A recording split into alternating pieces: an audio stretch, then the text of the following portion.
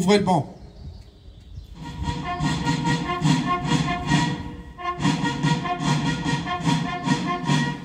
Lecture du message qui a été rédigé conjointement par la Fédération nationale des déportés, internés, résistance et patriotes, de la Fondation pour la mémoire de la déportation et les associations de mémoire des camps nazis, et de l'Union nationale des associations de déportés et internés de la résistance et famille, par Madame Sophie Lehner, première adjointe au maire de Creil.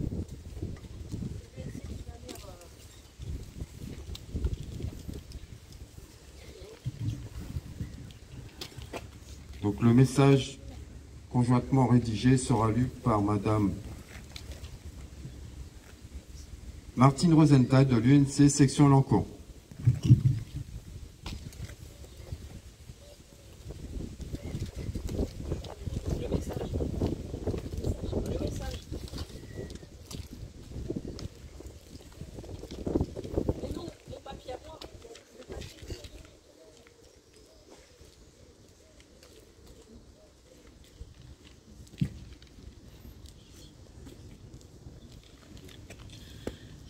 Journée nationale du souvenir des victimes et des héros de la déportation. En cette journée nationale du souvenir, commémorer la tragédie humaine que fut la déportation, c'est d'abord rappeler l'horreur et la barbarie des systèmes concentrationnaires et génocidaires nazis. C'est se souvenir de l'extermination par le régime nazi d'une partie de l'humanité, ciblant les juifs et les tziganes de tous âges. C'est se souvenir également de la déportation de femmes, d'hommes et parfois d'enfants, considérés comme ennemis du Reich ou indésirables, dans des camps où règne l'exploitation par le travail, la terreur et la détresse la plus extrême. En 1944, il y a 80 ans, en France occupée, alors que l'Allemagne subit d'importants revers militaires, partent les 14 derniers convois de déportation génocidaire. En mai et juillet, des femmes et des enfants prisonniers de guerre juifs détenus en Allemagne sont envoyés comme otages au camp de Bergen-Belsen. Cette année-là aussi, en France, la lutte contre la résistance et les maquis devient prioritaire pour l'ennemi. Près de 45 000 hommes et femmes sont déportés de France et plusieurs milliers de ressortissants français arrêtés sur le territoire du Reich pour rébellion ou actes hostiles sont envoyés à leur tour dans les camps de concentration. Victimes des derniers soubresauts d'un Reich à l'agonie, mais encore capables des pires atrocités, les détenus vivants et morts sont entassés dans les camps où, malgré tout, la résistance clandestine s'organise pour contrecarrer les sinistres projets nazis. Cet hommage intervient dans une période à nouveau chaotique, où les désordres du monde menacent la démocratie et engendrent la souffrance de populations civiles et innocentes.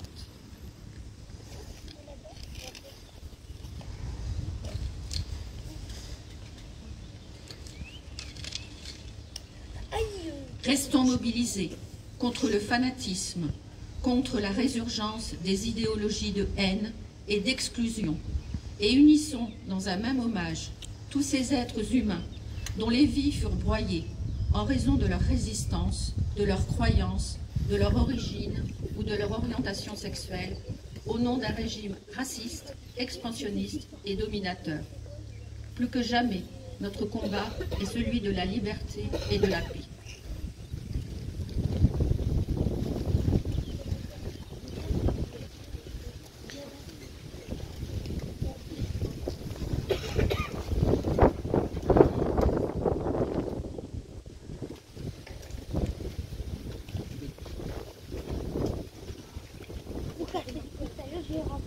Fermez le banc.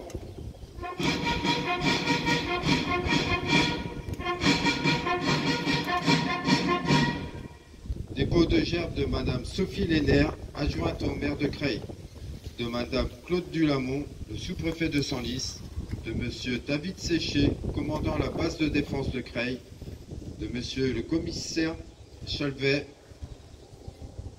de Monsieur François Dehay, conseiller régional, de Madame Dominique Lavalette, conseillère départementale, de Madame Martine Rosenthal, de l'UNC section d'Encourt, de M. Brasier de l'Entente Crioise et de Mme Hélène Boulanger, présidente de l'Association nationale des anciens combattants et amis de la Résistance.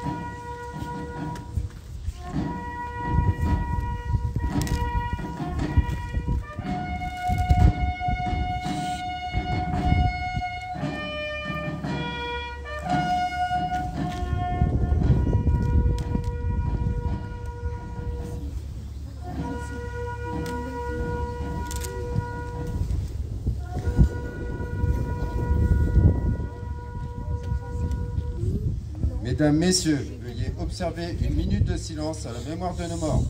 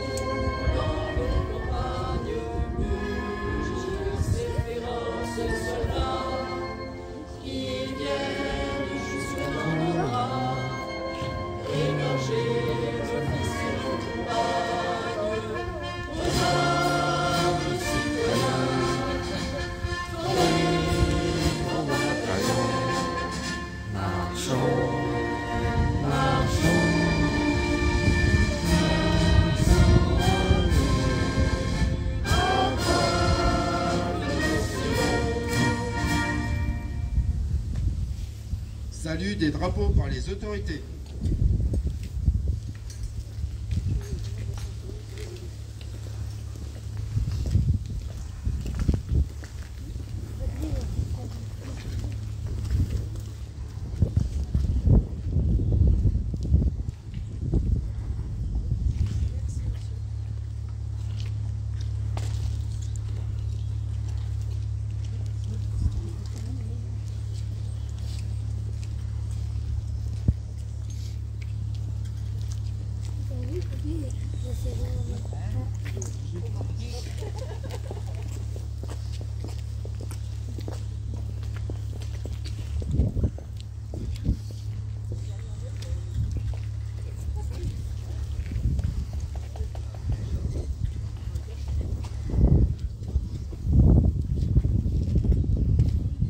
Mesdames, Messieurs, la cérémonie est terminée. Madame Sophie Lénaire, adjointe au maire, vous remercie de votre présence.